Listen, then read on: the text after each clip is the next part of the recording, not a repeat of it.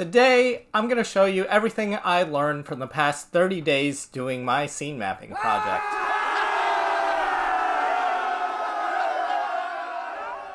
Thanks so much for joining me. My name is Greg. I'm a growing artist. In each video, I show you how I learn.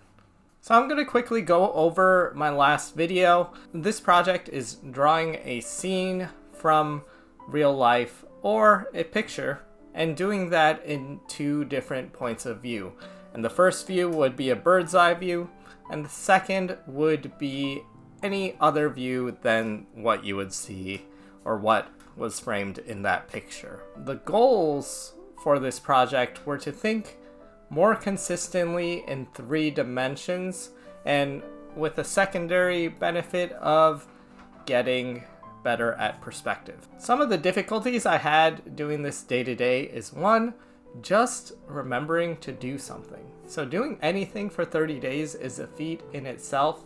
So there were a few times where I had to double up on my scene mappings because I forgot. And that's okay. That's okay.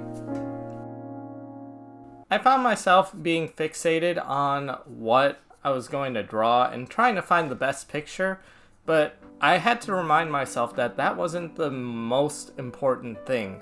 What was most important was whether I was understanding the concepts and putting pen to paper, thinking about the questions. Is this in the right position? Would I be able to see this from this perspective? We're trying to develop a thought process. So finding any image that has maybe 4 elements in it that you'd be able to draw is enough. And that's all you need for this project, just to get you to practice what you're thinking. So what I got out of it. First, it gave me a great opportunity to practice perspective. That's something that I definitely need to work on, so that was definitely welcome. And 2, it actually helped me think in 3 dimensions. While I was going through this, I'd catch myself watching TV and thinking about how I would draw the person and thinking about that 2-dimensional screen in 3 dimensions. And that in itself was a huge success. That's not something that I would find myself doing before I started this project. Are there any improvements for this project? Yeah, definitely.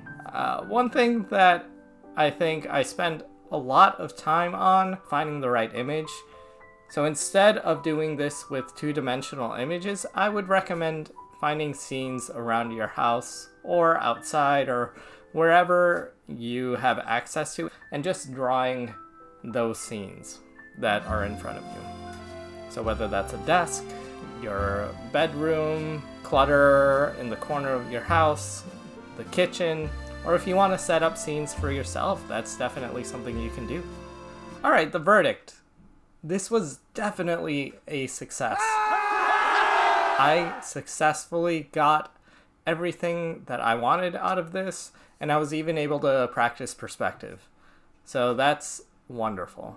If you're a beginner and you're thinking you don't have a good grasp over form and you don't know where to start, this is going to be a good exercise for you to do to prime your mind and get a good understanding of the thought process that goes into understanding form. And if you are an expert, if you're a boss already, and you find yourself wanting to practice these basic fundamental skills, this is definitely something that I recommend as well. For the next steps, I need to practice perspective. That's one thing that became really, really clear. There were a lot of missteps there. I had to remind myself throughout this to not get unconfident and mess up my rhythm while I was drawing just because I didn't understand perspective 100%. I definitely need to work on perspective. That's gonna be a project coming up very soon. I hope you enjoyed this video. If you got value out of it, go ahead and leave a like down below. And if you have any recommendations or challenges that you want me to do, I'd be happy to do them. Go ahead and leave them in the comments. And yeah, if you want to see more videos like this, go ahead and subscribe. Thank you as always, and I'll see you in the next video. Peace.